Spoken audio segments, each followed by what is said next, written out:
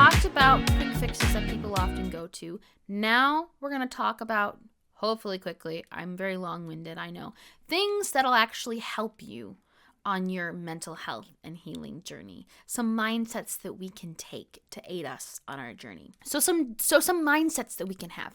The first one, which I've kind of been already reiterating, is that we need to have a journey mindset. Again, no overnight fix.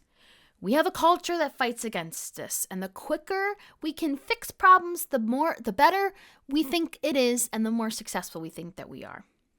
But that is not true, and frankly, that's not how God operates. How many years did he make Abraham and Sarah wait for Isaac? How many years did it take from Joseph to go from the pit to the palace? How many years did it take from Jesus to start his public ministry? God is a God of process. And he is a God who everything happens in his divine timing, which often takes longer than we would like. But he knows best. Here's a phrase that I am going to steal from my favorite YouTuber because it has helped me and it has done miracles for my mental health journey. Is that it will take as long as it takes. It will take as long as it takes. So what we mean by that is that however long it's going to take me to heal from my anxiety is however long it's going to take me to heal from my anxiety. However long it's going to take me to get out of depression is how long it's going to take me to get out of depression. We need to allow ourselves to be in it for the long haul.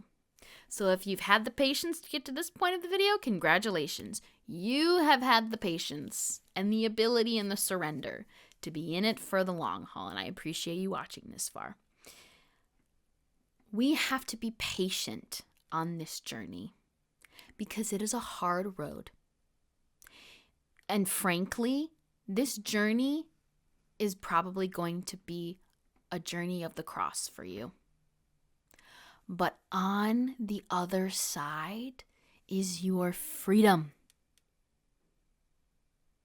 On the other side of the cross is freedom. Because this journey is going to be hard. It's not going to be easy. Healing from any mental health issues or battles is not easy.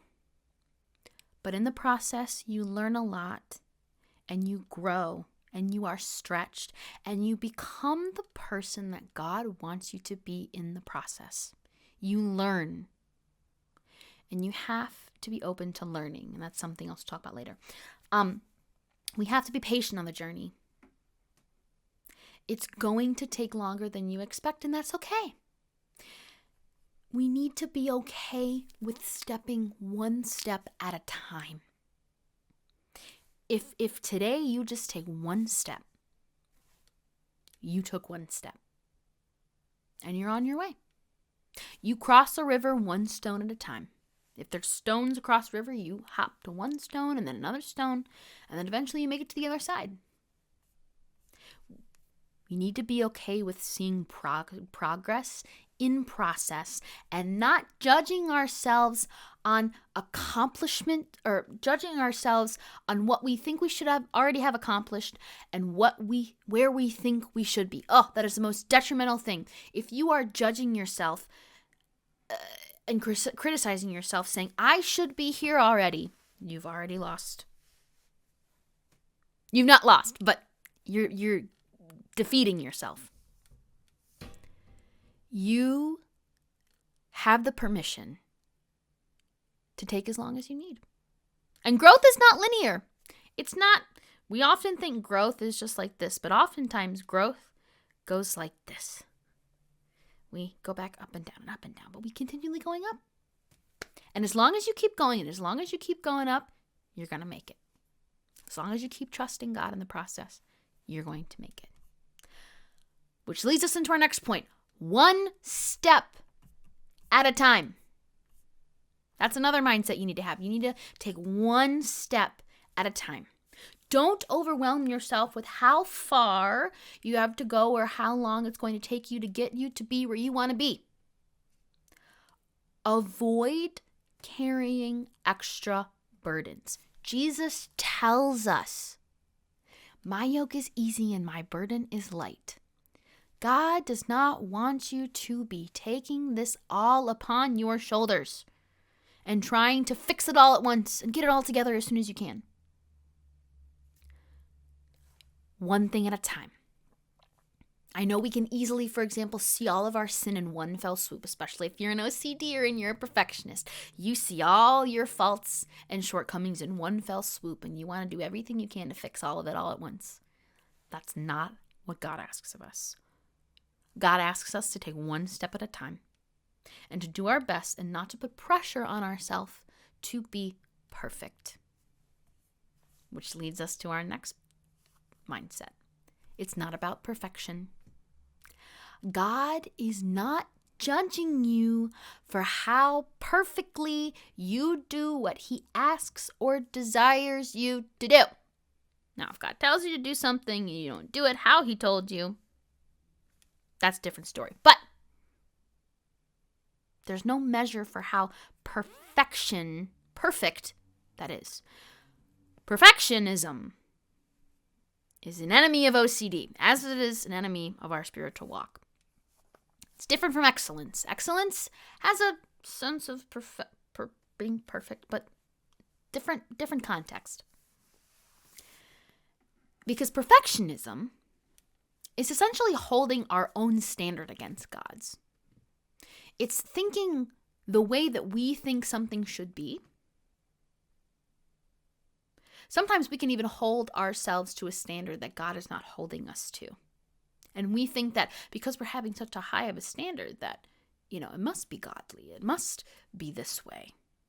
And anything less is unacceptable. A lot of times we think that if something isn't perfect, it's not good enough.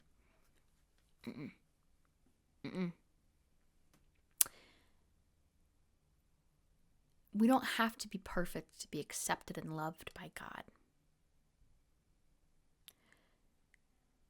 And a lot of the times we can hold in our hearts this perspective of, I must do things perfectly or else I will be punished.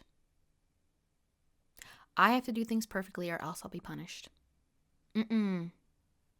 Nope. That's not how God works. He is a God of mercy and grace. And when we come to rest in the grace and realize that when we do mess up and do things wrong, God is not there to immediately smite you on the head. He is there to offer you a hand and to pick you back up, and is there to tell you, keep going, my son. Keep going, my daughter. It's not about measuring up, because the truth is, you can't measure up, and you never will. And that's exactly why Jesus died for us. Again, God is a God of grace and mercy. And a lot of us don't have experience with that. Which leads me to my next point. Learn to be gracious with yourself. Oh, this is a whole beautiful another topic for another video. This is going to take time. Because many of us, again, don't have a barometer for what it is to receive grace. Because we haven't received it in the past. Because people have been hard on us. Because we've been hard on ourselves. Because we've been taught that that's the right way to be. We have to learn the language of love and grace. I remember when I was in school, and we were being taught a lesson about grace. And I remember for the life of me as a child, I could not understand what grace was. And it's because I wasn't really shown it.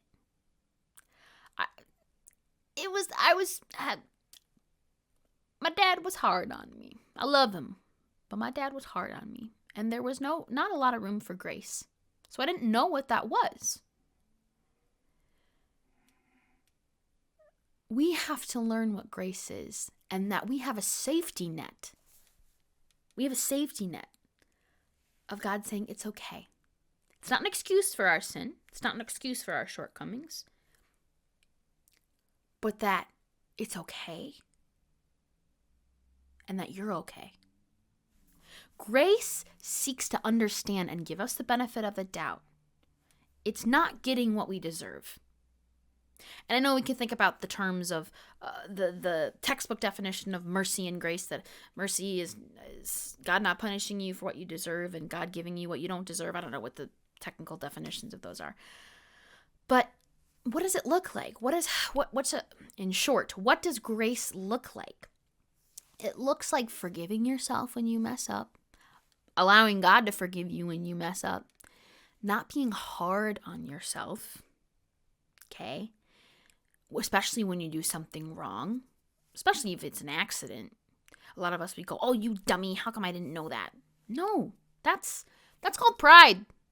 That's holding yourself to a standard that God's not holding you to. When God created you, he took an account to your stupidity. I forget who said that as a quote. You are not all you are cracked up to be. And if you hold yourself to that standard, you will, first of all, you won't have humility, the virtue of humility, but you won't ever experience happiness or joy. Because a lot of times when we have this level of perfectionism, it's a burden that we're carrying. So that brings me to my next point, which is develop a posture of humility. Humility is seeing yourself as you truly are, not more or less important or better or worse than you are. It is the posture of the tax collector at the temple versus the Pharisee, where the Pharisee was like, thank you, Lord, that I am not like the tax collector, and I am so holy and devout, and fast 3 times a week. I think it's 2 times a week. Fast 2 times a week, and I am so holy and devout to you. And versus the tax collector is like, Lord, forgive me, for I have sinned. The tax collector went away justified because he saw himself as he was. A sinner. We are all sinners. Humility is seeing your strengths and weaknesses for what they are and accepting yourself and being comfortable with them. Oh, that's so uncomfortable. I gotta be comfortable with my weaknesses? What? That's crazy. Doesn't mean necessarily you stay there, especially if your weakness is a sin, but maybe you don't remember things all that well. Maybe you should entrust that to someone else or ask for help. Sure, there might be a way to improve that, but it's accepting your weaknesses, accepting that this is not just how it is, but for certain things, yes, for other things, no.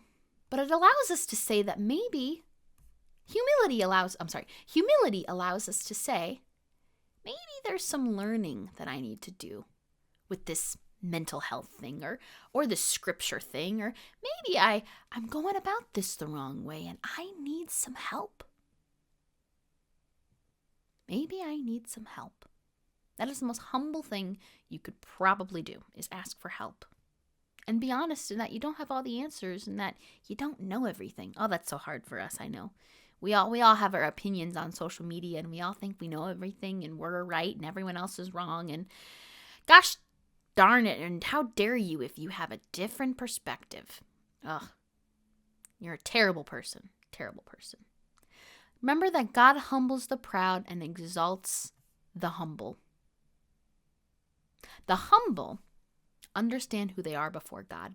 And again, don't claim to know everything. They are the wise man, not the fool.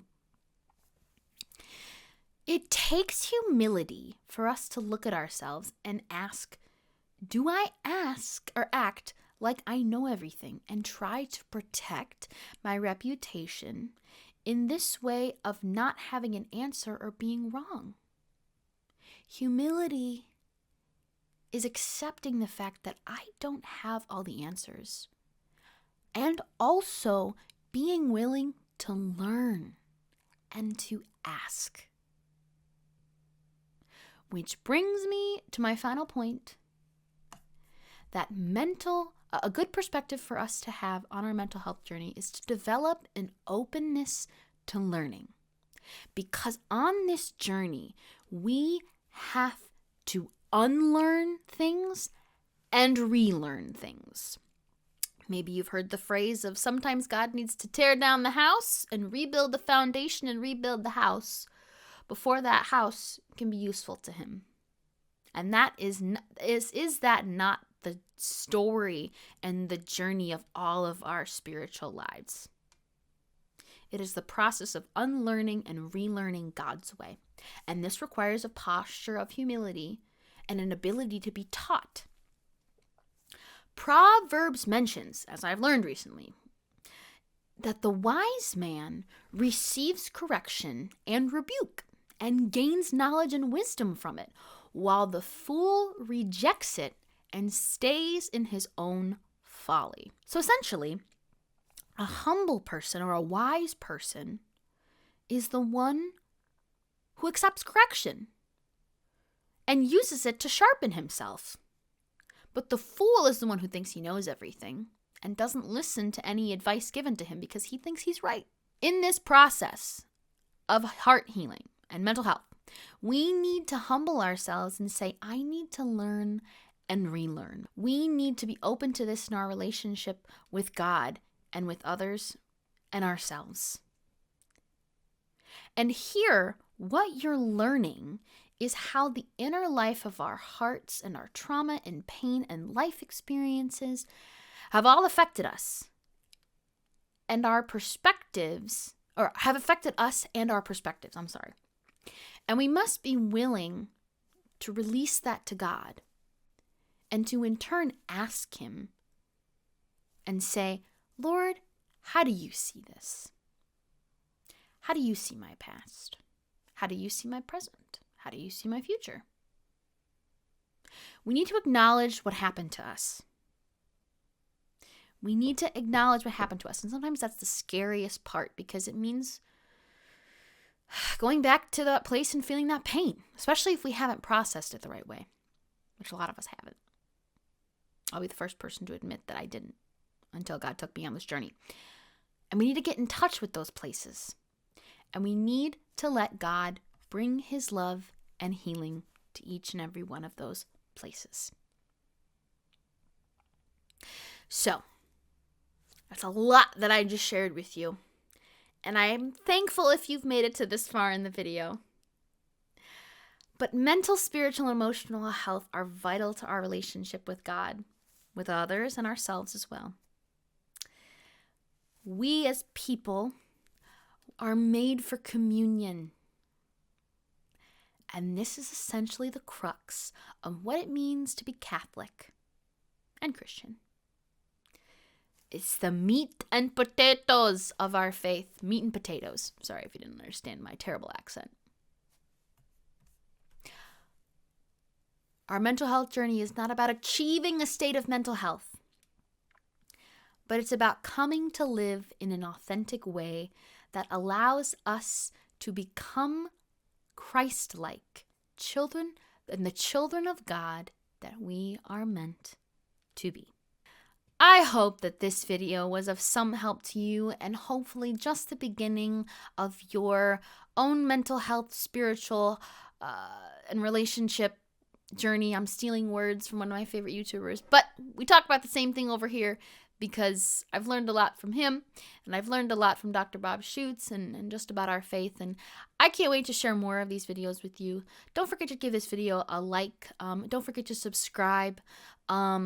And if you liked this video, go ahead and leave a comment too on other things that you want help with or things that you're struggling with your mental health or your spiritual journey that you want me to talk about. I have tons of ideas so far, but any of your feedback and help would be grateful. If I need to do shorter videos, I'll do shorter videos. But I wanted to get this one out there so you really get a good sense of what this channel is going to be about and what I'm about. But anyway, I hope you enjoyed this video and be sure to look out for more videos about your mental health and healing journey from me in the future. Again, this is Kaylee from the Average Catholic Podcast, and I could say more, but I will say less. See you in the next one.